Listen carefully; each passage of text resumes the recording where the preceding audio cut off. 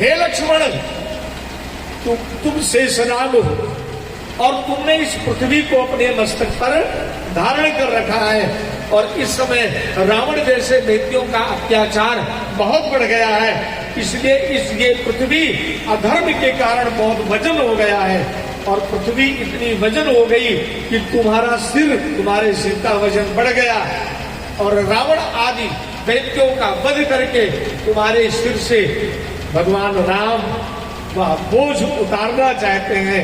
तात हेतु कछु दूसर नहीं, दूसर हेतु तात कछु नहीं, दूसरा और कोई कारण नहीं है।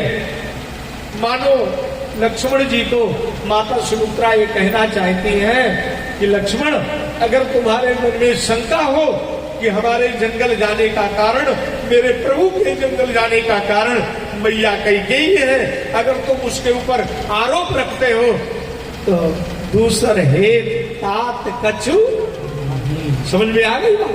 कोई दूसरा कारण नहीं है। लक्ष्मण, तुम्हारे सिर के भार को उतारने के लिए प्रभु राम जंगल जा रहे हैं, लेकिन लक्ष्मण को तो इतना क्रोध आया है अपनी मां के ऊपर। भगवान ने बहुत समझाया, भगवान ने कहा लक्ष्मण नहीं, क्रोध मत कर। कहा प्रभु एक बात बताओ, जंगल जाना ये मेरे लिए कष्ट की बात नहीं, दुख की बात नहीं। ठाकुर जी ने कहा नहीं लक्ष्मण, अरे जंगल का राज्य मिलना तो हमारा आपका सौभाग्य है। कहा ये क्यों, ये कैसे? भगवान कहते हैं लक्ष्मण, जब हम जंगल में जाएंगे ना तो वहां अत्रि ऋषि मिलेंगे, सर्वभंग मिलेंगे, और अत्रि ऋषि तो अपने हृदय में क्या बात है सुतीक्ष्ण बुद्धि मिलेंगे। हम जब जंगल में भ्रमण करते करते जाएंगे और हमारा चेहरा, हमारे बाल एकदम धूल से धूसरित रहेंगे, मेरे चेहरे पर एकदम धूल रहेगी, हम अपने प्रतिबिंब को 14 वर्ष तक कहीं नहीं देख पाएंगे। लेकिन जब सुतीक्ष्ण के पास जाएंगे तो उनके हृदय में मेरी वही झांकी होगी, और हम अपने चेहरे को उनके हृदय में देख करके अपने बाल को सीधा करेंगे। लक्ष्मण, इतने बड़े बड़े ऋषि मुनि हमारे दर्शन के लिए वहां बैठे हैं, मैं उनके दर्शन नहीं, वे मेरे दर्शन नहीं, मैं उनके दर्शन के लिए जाऊंगा। तात हेतु कछु दूसर नहीं। चलो, ऋषियों मुनियों के दर्शन करने का फल प्राप्त होगा, ऋषियों मुनियों के दर्शन का फल मिलेगा। लक्ष्मण, यदि आपको लगता है कि अयोध्या का राज्य छूट जाना ये कष्टप्रद है तो मैं इसको कदापि नहीं मानता। कहा क्यों?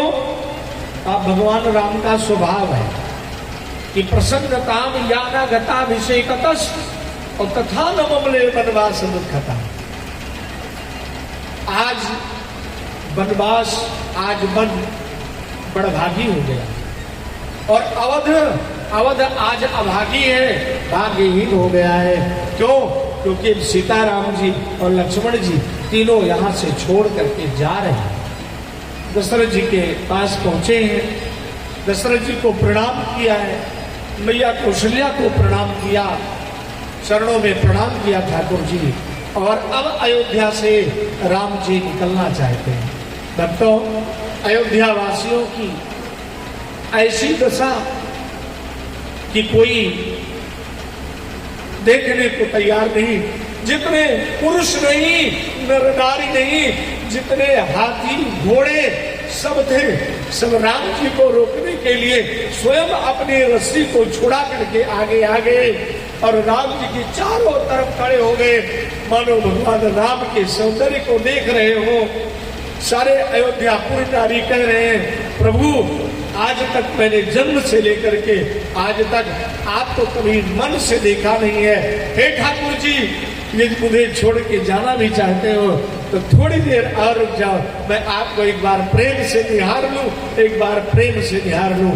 आइए, अयोध्या वासी क्या कहते हैं जरा एक भजन के माध्यम से सुनिए। आइए। हरि श्री राम।